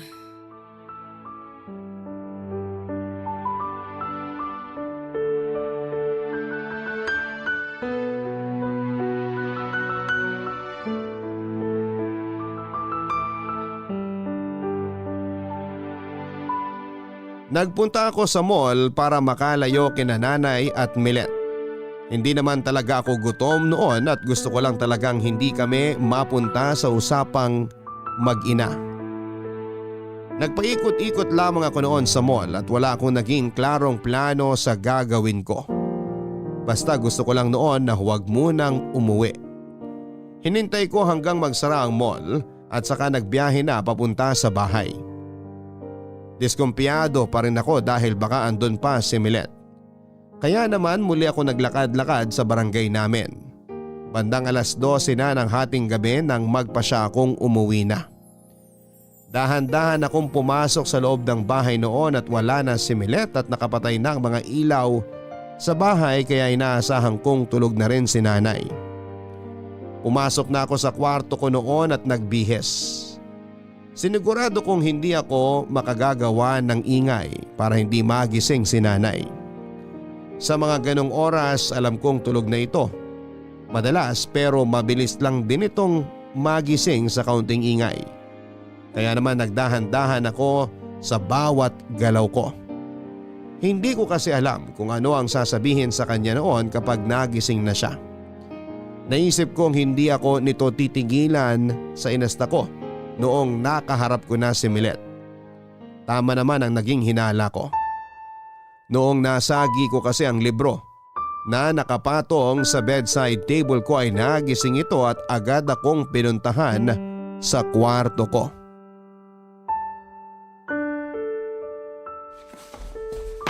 Ay! Ano ba? Buisit naman Alam kong kanina ka pa dumating. Nagising ko po ba kayo? Kanina pa ako gising, hinihintay kita. Nandito na po ako. Pwede na kayo matulog, Nay. Kailangan nating mag-usap. Nay, baka pwedeng sa susunod na araw na lang. Pagod na pa ako kalalakad kanina Sinong may kasalanan? Ikaw naman tong may gustong umalis para maglakad-lakad pa. Gusto ko lang pong makalayo sa inyo. Makalayo sa amin? Damay ako? Bakit naman po hindi? Kayo tong namilit na ipamigay ako kay Milet. Hindi kita pinamimigay. Binabawi ka na sa akin. Wala naman akong magawa. Meron kayong pwedeng gawin. Ayaw nyo lang. Hindi nyo na siguro ako mahal. Hindi nyo na siguro gustong alagaan ako o ituring na anak. Saan naman ang gagaling yan, ha? Kasi parang kating-kati kayo na iabot ako sa kanya Dahil siya ang may karapatan sa'yo, hindi ako. May karapatan rin kayo dahil kayo ang nagpalaki sa akin. Pero hindi ako ang totoong nanay mo. Iikot na naman tayo sa argumento na yan, Nay.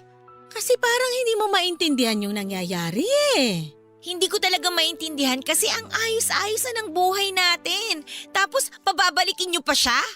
Siya ang nagkusang bumalik. Pero may choice kayo para hindi siya pagbuksan ng pinto.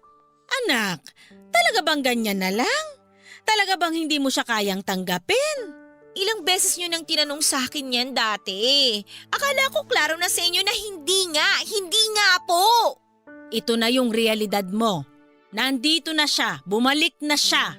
Wala po akong pakialam kung bumalik siya. Hindi ibig sabihin nun babalik na rin ako sa kanya. Yana, alam ko mahirap. Alam niyo naman pala Pero bakit kung umasta kayo, akala nyo napakadali lang nito sa akin? Akala mo ba madali rin ito sa akin? Durog na durog ang puso ko nung nakatanggap ako ng tawag sa kanya. Lalo na nung sinabi niyang gusto kanyang makilala, makasama, makuha. Pwede niyo naman kasing ibaba na lang yung tawag at wag na siyang harapin pa. Pinapasok niyo pa siya rito sa bahay. Wala akong choice. Ayaw niyo lang gawing choice yung layuan siya. Yung iwasan siya. Balang araw, maiintindihan mo rin to lahat. Ayokong dumating yung araw na maiintindihan ko lahat. Bigyan mo ng chance na makilala si Milet. Mabuti naman siyang tao. Mabuting tao? Kailan naging mabuti ang ipamigay ang anak niya? Wala lang siyang ibang choice noon. Komplikado ang sitwasyon niya. At ang bitawan ako ang solusyon sa lahat. Hindi naman sa ganun, anak. Hindi po, Nay. Ganon na ganon po yun. Huwag niyo nang ipagtanggol ang walang kwentang Milet na yan. Huwag niyo nang pabanguhin ang maantot na pangalan ng babaeng yan dahil habang buhay, magiging masangsang yung pangalan na yan para sa akin. Yana! Huwag niyo nang ipilit sa akin na tanggapin yung pangaamo niya dahil baka makagat ko lang ang kamay niya. Anak naman! Ayoko maging parte ng buhay ko ang Milet na yan kahit pa… Tumahimik ka! Tumahimik ka! Hindi kita pinalaking ganyan para maging bastos lang! Hindi man siyang nakasama mong ina pero tandaan mo! Kung hindi dahil sa kanya, wala ka ngayon! Kung hindi dahil sa kanya, hindi tayo magkasama ngayon!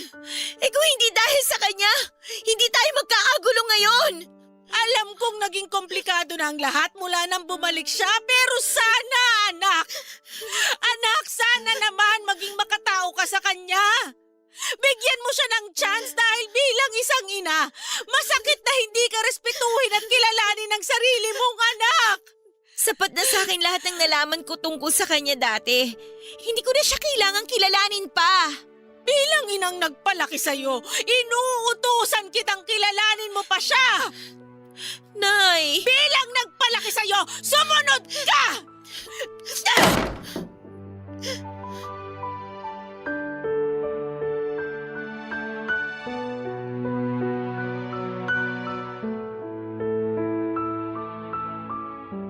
Nanakit ang dibdib ko sa paninigaw ni nanay sa akin. Yun ang unang beses na sinagawan ako nito dahil kay Milet. Naiyak na lamang ako nang nakalabas na siya ng kwarto. Galit na galit ako noon kay Milet dahil para bang sinira niya ang magandang relasyon namin ni Nanay Elena Papadudut. Aminado akong nagtago ako ng galit sa totoo kong ina. Hindi ko yun sinabi kay Nanay Elena dahil ma-pride ako. Sinabi ko sa kanya na ayos lang na pinampun ako ng totoo kong ina pero sa totoo lang ay durog na durog ako. Mula nang nalaman ko yon. Nilihim ko ang totoo kong nararamdaman noon dahil ayokong mapagsabihan pa ni Nanay Elena. Pero nang panahong yon ay handa na akong ilabas ang totoong emosyon ko. Wala na ako naging choice kundi ang sundin ang sinabi ni Nanay Elena. Noong sinubukan ko pa nga siyang kontrahin ay hindi ako nito inimik at iniwasan ako. Hindi ko gustong magalit si Nanay Elena sa akin, Papa Dudut. Kaya ako napilitang lapitan ang totoo kong ina. Napagpasyahan nilang dalawa na mas mabuti na doon ako tumira kay Milet para mas mapadali ang proseso ng pagkilala namin sa isa't isa. Gusto ko pa sanang kumontra noon pero naramdaman kong magagalit lamang lalo si Nanay Elena.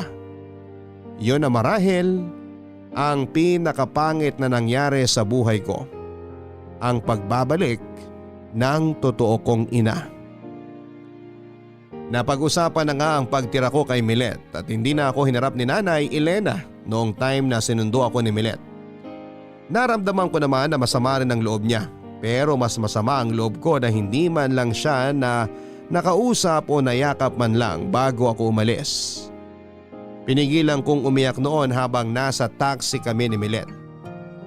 Hindi muna ako nito kinausap dahil tinatansya pa ako nito. Panay lang ang tingin ko noon sa cellphone ko para maaliw ako at makalimutan kong saglit ang sakit na nararamdaman ko sa pagkawalay ko kay Nanay Elena. Makalipas lamang ang halos 40 minuto ay nakarating na kami sa kondo na inuupahan ni Milet.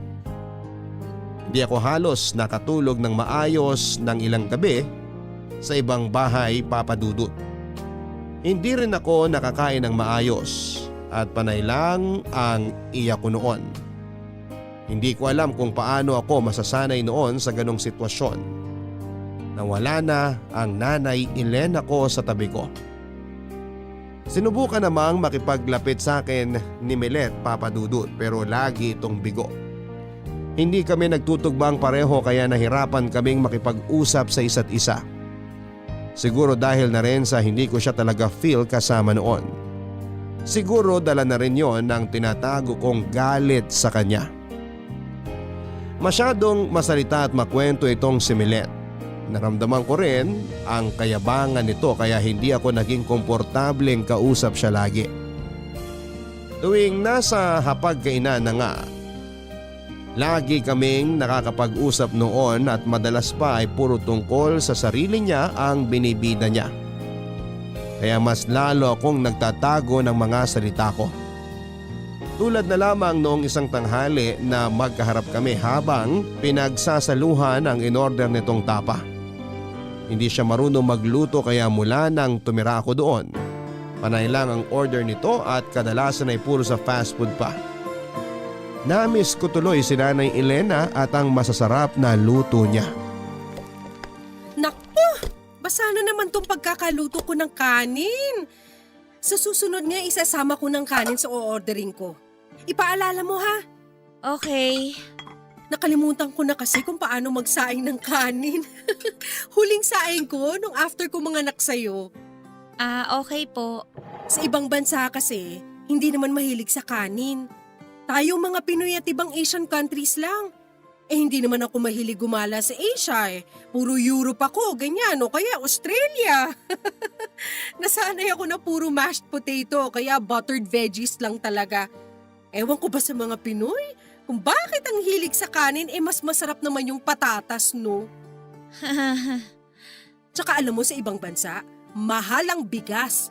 Kapag gusto mo talaga magbigas, kailangan mo pandayuhin yung mga Pinoy convenience stores doon. Madalas, malalayo yung mga yon sa area ko kaya ayun, bye-bye kanin na lang. Hindi ka kawalan. Gets naman po. Tsaka anak, Yana, mas nakakaganda ng katawan kapag walang kanin. Tignan mo ang katawan ko. Sexy pa rin dahil hindi ko ginagawang hobby ang pagkain ng kanin. Dapat ganun ka rin. Ayos lang naman po ako kahit magkabilbil ako. Ay naku, sinasabi mo lang yan ngayon dahil bata ka pa. Kapag nagkaedad ka na, naku, magsisisi ka dahil hindi ganun kadali magpaalis ng bilbil sa katawan. Mag-diet-diet ka na rin, ha? Sa susunod wag na tayo magkakanin. Gusto ko po ng kanin. Sanayin mo nang wala kasi plano ko sana wag na nga tayo mag-rice. Para ma-feel mo yung buhay Europe. Dahil lang walang kanin? Oo! Tsaka sayang naman yung mga ipapamana kong damit sa'yo na puro nabili ko sa ibang bansa. Branded at madalas suot ng mga artista. Hindi po ako mahilig sa damit. Ay mula ngayon dapat mahilig ka na. Marami ako ipapaampon sa'yo ng mga damit dyan. Ang hilig niyo po talagang magpaampon, ano? Kapag ayaw niyo, ibibigay niyo na lang? Hindi naman sa ganun. Mali lang talaga yung salitang nagamit ko. Tama naman po yung ampon na salita. Ampon, pinamimigay. Mahilig kayong magpamigay. Alam mo sige, magkakanin pa rin tayo lagi. Aaralin ko na sa internet yung tamang pagsasaing para hindi naman ako mapahiya sa'yo. Tanong niyo na lang po kay Nanay Elena kung paano. Magaling yun. Ay oo! The best ang pagluluto ni Ninang Elena. Wala akong masabi. Magaling talaga yun. Wala rin po akong masabi sa pagiging mabuting nanay niya. Hayaan mo. At bibigyan ko siya ng medal para dyan. Tara, kain na tayo. Pwede po bang sa kwarto na lang ako kumain? O bakit naman dun pa? Ang luwag-luwag nito. Mas tahimik po kasi doon. Sanay po kasi ako sa tahimik. Ayaw mo bang nagkukwento ako? Tahimik po sa kwarto. Sanay po ako sa tahimik.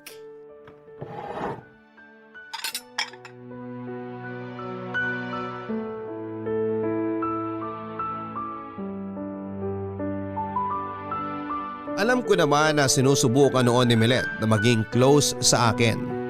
Yun nga lang, mas napapalayo ako sa kanya dahil sa sapilitan nitong paglapit sa akin. Bukod pa doon ay naiinis din ako dahil ni minsan ay hindi ko siya narinig na nagsabi ng sorry dahil pinaampun niya ako. Lagi ko lang naririnig sa kanya noon kung gaano naging exciting ang buhay niya mula nang umasenso siya at nakaalis ng Pilipinas.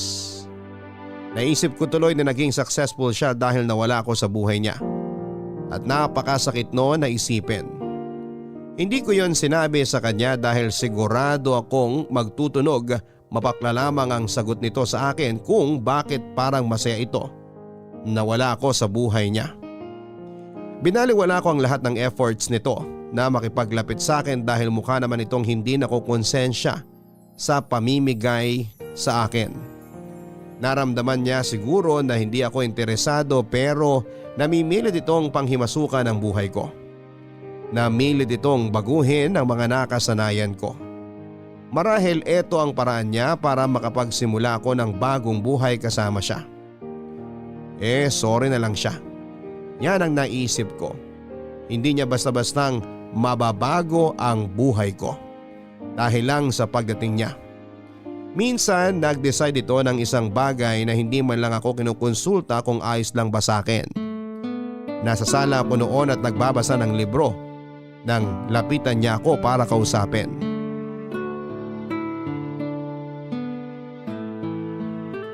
Yana! May good news ako sa'yo. Ano po yun?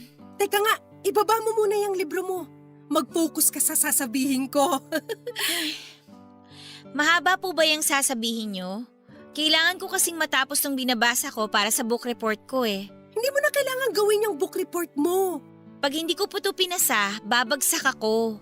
Hindi mo na nga kailangan kasi ita-transfer na kita sa bagong school. Bagong school? Hindi ka na magtitiis pa sa public school. Sa private school na kita ililipat. May mga nakausap na ako para tulungan ako sa proseso. Alam na po ba ito ni nanay? Tsaka ako nasasabihin kapag naayos na lahat. Ang importante, bago mo makalahati ang school year, makatransfer ka na. Bakit po hindi to alam ni nanay? Bakit pa niya kailangan malaman? Ako naman to magpapaaral sa'yo. Pero nanay ko po siya. Siya yung nag-enroll sa akin sa school ko ngayon. Nanay mo rin ako. At mas may karapatan ako kung saang school kita ipapasok. Sana man lang tinanong niyo muna ako kung gusto ko bang pumasok dyan sa eskwelahan na sinasabi niyo. Aba, sino bang ayaw makapasok sa private school? Ako po! Ako! Final na ang desisyon ko, anak. Mas makakabuti kung doon ka mag-aaral. Hindi! Ayoko! O sige, ganito na lang. Pwede mong tapusin tong school year na to sa public school na yan, tapos lilipat ka na. Okay na? Hindi pa rin okay! Hindi! Huwag ka na nga makipagtalo, anak. Huwag niyo nga akong tawaging anak. At anong gusto mong itawag ko sa'yo? Kidney? Bag? Wallet? Basura! Yun na lang ang itawag niyo sa akin dahil yun naman ang turing niyo sa akin eh.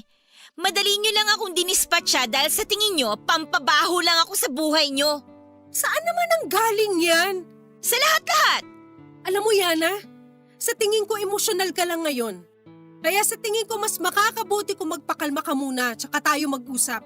Para malaman mo na para sa'yo tong ginagawa ko. Alam niyo talaga ang makakabuti para sa akin, ha? Hindi ko gusto yung tono mo. Bigla-bigla kang darating sa buhay ko tapos guguluhin mo. Kasi ano? Kasi iniisip mong alam mo kung ano makakabuti para sa akin? Alam niyo kung ano yung makakabuti sa akin? Yung hindi na lang kayo bumalik. Yung hinayaan niyo na lang na manahimik ang buhay ko sa piling ni nanay. O hindi naman kaya pinalaglag niyo na lang ako. Kung makapagsalita ka, akala mo alam mo lahat? Kung makapagsalita ka, parang wala kang utang na loob sa akin? Wala naman talaga eh. Niluwal mo lang ako. At si Nanay Elena na ang umako ng responsibilidad na dapat sa'yo. Bata ka ba para maintindihan ang sitwasyon ko? Kaya na ng utak kong umintindi!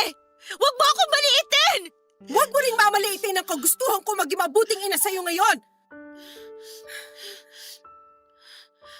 Pagod na akong sumingit sa buhay niyo ng Nanay Elena mo. Pagod na! Pagod na akong pagsarhan mo ng pintuan. Pagod na ako na hindi mo ako pinapadaan sa buhay mo. Kung pagod ka, mas lalo ako! Pagod na ako makinig sa mga kayabangan mo! Sa mga... Kung pagod ka na, sige, umalis ka na! Oo! Aalis talaga ako!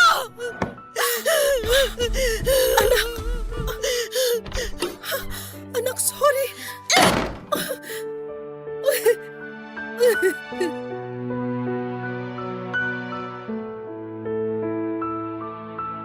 Naglakad ako pa uwi sa bahay ni Nanay Elena dahil wala akong nakuha kahit na 5 noong iniwanan ko ang kondo ni Milet. Kahit yung mga damit ko ay wala na akong planong balikan yon.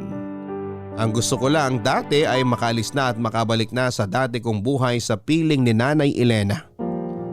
Nang nakarating ako sa bahay, kumatok ako at pinagbuksan ako ni Nanay Elena. Nagyakapan kaming pareho at sabay na naiyak. Pinaghanda ako nito ng tubig para mahimasmasan ako sa pagod at galit. Sinabi ko sa kanya lahat ng nangyari. Inaasahan ko noon nakakampihan niya ako pero nagalit ito sa akin. Nagulat ako at nasaktan pero pinaliwanag nito sa akin kung bakit.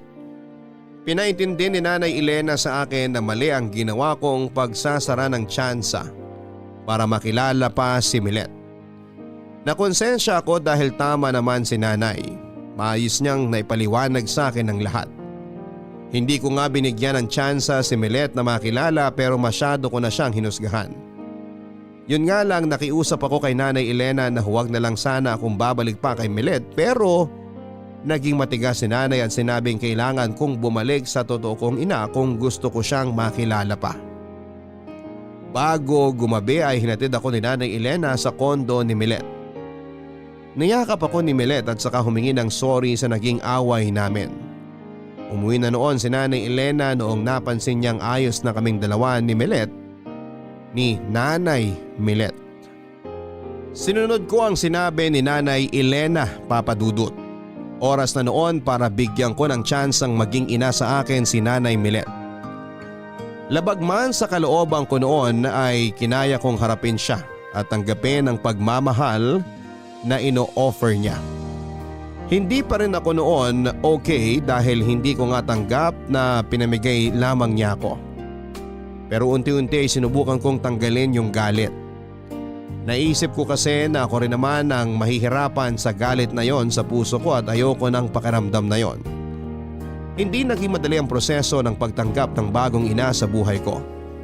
Ipinagdasal ko na lamang talaga na sana ay maging enough yung effort ko para maiparamdam kay Nanay Milet na handa na akong kilalanin pa siya bilang totoo kong ina. Madalas kaming gumagalang dalawa noon para mapuwersa kaming magbonding na dalawa. Napansin kasi nito na mahilig lamang ako noon na magkulong sa kwarto at nagpapatugtog ng mga kanta. Sinabi niya na maganda rin na makatikim ako ng gala at araw. Sumunod ako sa gusto niya kahit na sa totoo lang ay hindi ako komportable. Lalo na't dinadala niya ako madalas sa mga mamahaling lugar na hindi ko nakasanayan sa piling ni Nanay Elena. Naumay ako sa puro ganong klaseng gala kaya naman nanibago ako nang bigla niya akong dalhin sa isang tiyangge. Hindi ko naisip na kahit kailan na nagpupunta pala ito ng tiyangge dahil sa paraan nito ng paggasta. Yana, tignan mo tong blouse. Maganda ba? Maganda naman po. Bagay ba sa akin? Paborito ko kasi yung blue kasi bagay sa akin. Sure po ba kayo na isusuot niyo yan? At bakit naman hindi? Eh kasi po, hindi naman ganitong mga klase ng damit yung meron sa cabinet niyo eh. Ha? Paanong hindi ganito? Yung mumurahin, yung galing tiyangge. Ganun ba ang tingin mo sa akin? Allergic sa mumurahin? Hindi naman po, pero kung dun kayo sanay sa mahal. Hindi siguro nakwento sa'yo ng Nanay Elena mo, no? Nakwento po ang ano. Nung tumira ko kay Ninang Elena, Wala akong kahit na anong dala. Tianggi ang pinuntahan namin noon para may maisuot naman ako lalo sa pagbubuntis ko sa'yo. Hindi ko kinakahiya na lahat ng ginamit ko noon puro mura at hindi pa maganda ang tahi. Nakatulong naman yung mga damit na yon para maprotektahan ka rin habang nasa tiyan kita. Hindi po nakwento yan ni Nanay Elena. Siguro hindi rin niya nasabi sa'yo na habang pinagbubuntis kita, rumakit ako bilang taga-order ng mga bulto-bultong damit sa Taytay para dun sa amo kong Koreano. Hindi rin po. Nagtrabaho ako noon kahit pinagbabawalan na ako ni Ninang Elena kasi baka makasama raw sa ating dalawa. Namilit ako na kaya ko kasi kaya ko naman eh. Tsaka iniipon ko kasi yun para may maiwan naman akong pera kay Ninang Elena kapag, alam mo na. Kapag iniwan niyo na ako sa kanya. Oo. Alam ko namang hindi biro yung gagastosin ni Ninang Elena kapag lumabas ka na kaya ayun. Pinaghandaan ko kahit konti. Nakatulong naman sana sa kanya. Thank you po. Ay, ano bang thank you dyan? Responsibilidad ko yun bilang nanay mo, no? Kahit yun man lang yung maiambag ko sa'yo. Kahit yung mga unang damit at gatas lang ang kayanin nung binigay ko, sana kahit papano nakatulong sa'yo. Alam mo yung mga unang damit na binili ko sa Tiangge? Andun pa rin sa akin. Hindi ko lang magamit kasi syempre pangbuntis yun. Pero tinago ko yun. Remembrance bilang minsan naging ina ako. Ina pa rin naman po kayo ngayon. Para kasing nakakahiyang tawagin akong nanay eh. Nagpabaya ako sa iyo noon. Hindi kita inalagaan tulad ng inaasahan ng iba. May nag-alaga naman po sa akin. Si Ninang Elena. Kaya nga buong buhay akong magpapasalamat sa kanya dahil binuhay ka niya. Buong buhay ang utang na loob ko dahil hindi niya ako tinanggihan nung inabot kita sa kanya. Kung bibili niyo po yung blouse na yan, bilhan niyo na rin ako nung kagaya niyan. Oh, sure ka bang nagsusuot ka ng ganito? Hindi nga kita makitang nakasuot ng kita ang braso eh. Ito pa kaya? Kailangan ko na pong masanay sa mga hindi ko nakagisnan. Bigyan niyo ako ng chance, baka kasi pwede naman po. O sige, terno tayo ha. Ate, isang extra small naman ito. Tsaka bigyan mo ako ng konting discount ha. Bibili ako ng marami. Salamat.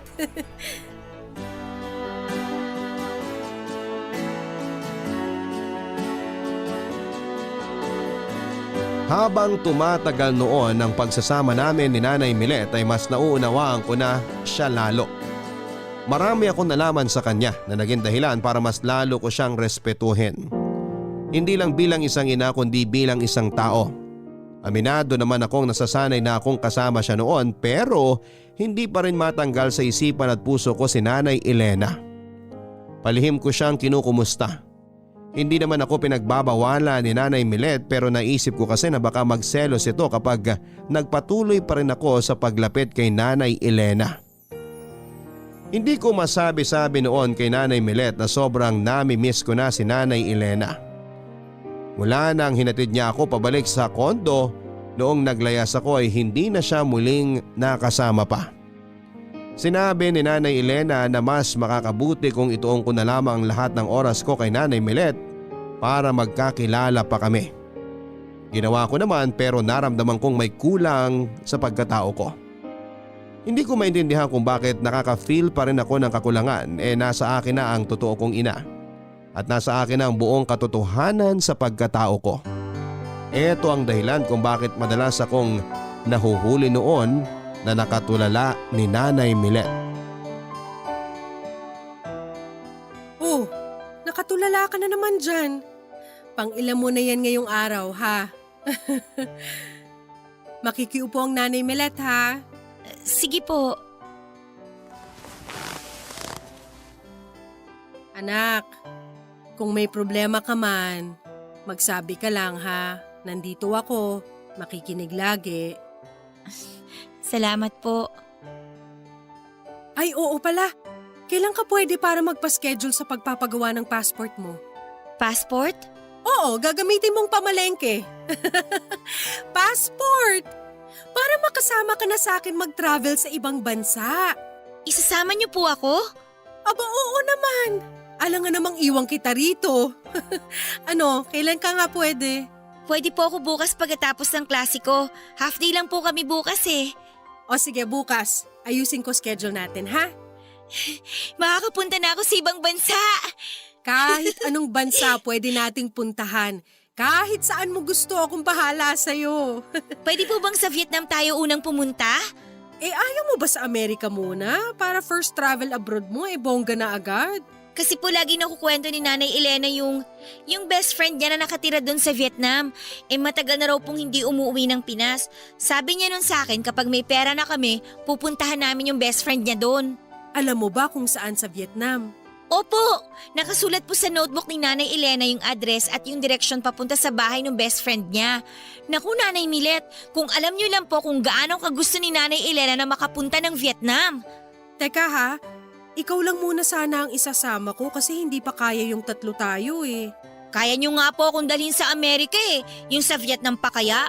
Baka mas malaki pa po yung gastusin niyo pa Amerika sa ating dalawa kaysa sa Vietnam na tayong tatlo yung magkakasama. Oo naman, pero kasi gusto ko sanang unang punta mo ng ibang bansa. Ako lang ang kasama mo. Para may first naman ako sa buhay mo.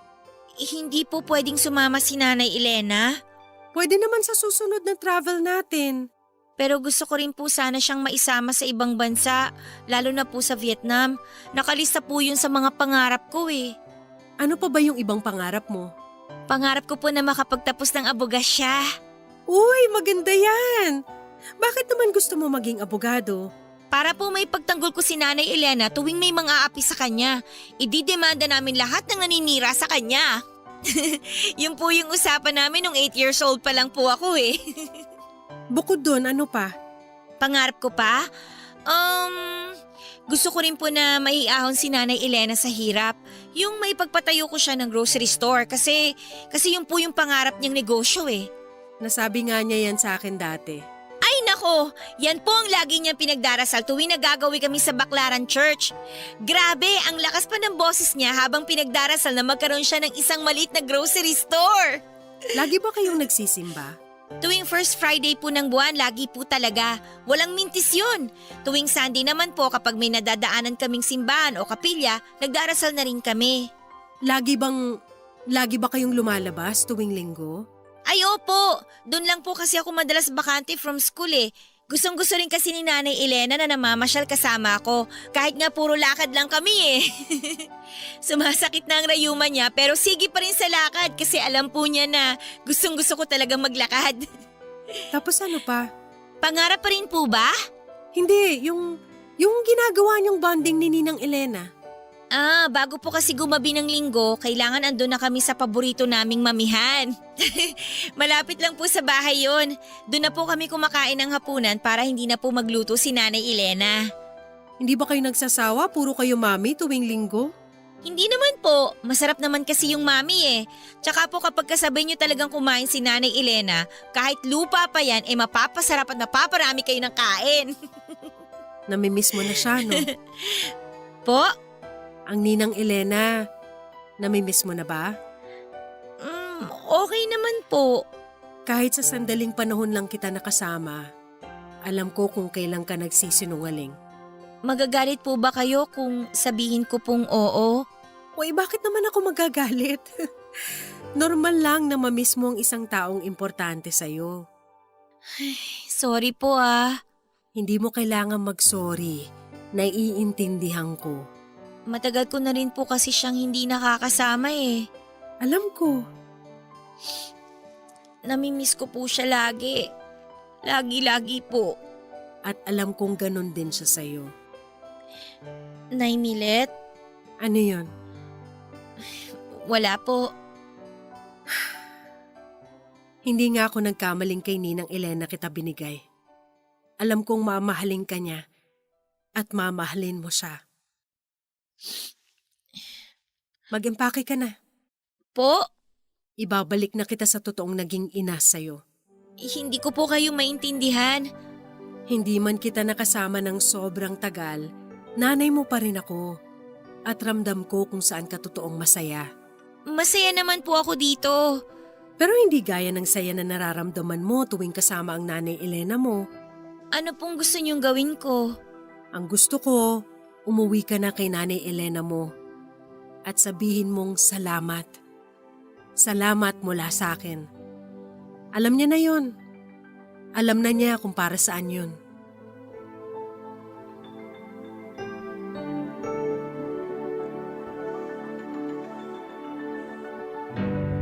Nang araw ding yon ay bumalik na ako sa piling ni Nanay Elena. Hindi na ako hinatid pa ni Nanay Milet at nagdahilan nito na masakit daw ang tiyan niya. Pero ramdam kong ayaw niya lang makitang muli akong mawawalay sa kanya. Nang dumating ako sa bahay ni Nanay Elena ay nagtaka man ito'y nagawa pa rin niya akong yakapin. Dala na rin marahil ng sobrang pangungulila sa akin. Niyakap niya ako pabalik at sinabi lahat ng nangyari, lalong-lalo na ang pasasalamat ni Nanay Milet sa kanya. Pumasok na ako sa loob ng bahay at para bang sa isang iglap ay bumalik ulit sa tama ang ikot ng buhay ko. Hindi na ako muling tumira pa kay Nanay Milet pero dumadalaw pa rin ako sa kanya. Lumalabas pa rin kaming dalawa at madalas kasama nga si Nanay Elena. Mas naging doble ang saya ko dahil may dalawa akong nanay na nagpapakita ng pagmamahal sa akin. Hindi ko na naramdaman pa kahit kailan na may kulang pa sa buhay ko dahil sobrang busog na ako at kontento sa inaabot ng dalawa kong ina, Papa Dudut. Hindi ko narinig na humingi ng sorry si Nanay Milet sa akin dahil sa pagpapaampon nito at ayos lang yon. Na-realize kong hindi niya kailangang humingi ng tawa dahil una ay nagipit siya sa sitwasyon niya. At pangalawa ay napunta naman ako kay Nanay Elena na nagmahal sa akin ng higit sa sarili nitong buhay. Maraming salamat po sa pagbasa ng aking liham. Ang inyong forever kapuso at kabarangay, Yana. Marami marahil sa atin ang hindi makakaramdam ng buo sila dahil sa mga bagay na hindi naibigay sa kanila o sa mga katanungang hindi nasagot para sa kanila. Marami ang naghahanap ng kukumpleto sa kanila sa kung saan-saan pero hindi nila alam na sa harapan lang nila ang totoong gagawa noon para sa kanila. Mga kapuso, subukan mong buksan ang iyong mga mata kung pakiramdam mo ay may kulang pa, baka ang inakala mong wala ay meron pala. Baka ang inakala mong hindi buo ay kumpleto naman pala. Nasa pagmamasid lang sa paligid at sa sarili mo ang solusyon para malaman mong matagal ka ng buo. Hanggang sa muli, ako po ang inyong Papa Dudut sa mga kwento ng pag-ibig, buhay at pag-asa. Dito sa Barangay Love Stories number 1. Mga kwento ng pag-ibig, kwento ng pag-asa at mga kwento ng buhay dito sa Barangay Love Stories. Love Stories. Forever! Forever! Forever! Nagustuhan ng iyong napakinggan? Ituloy yan via live stream sa www.gmanetwork.com/radio.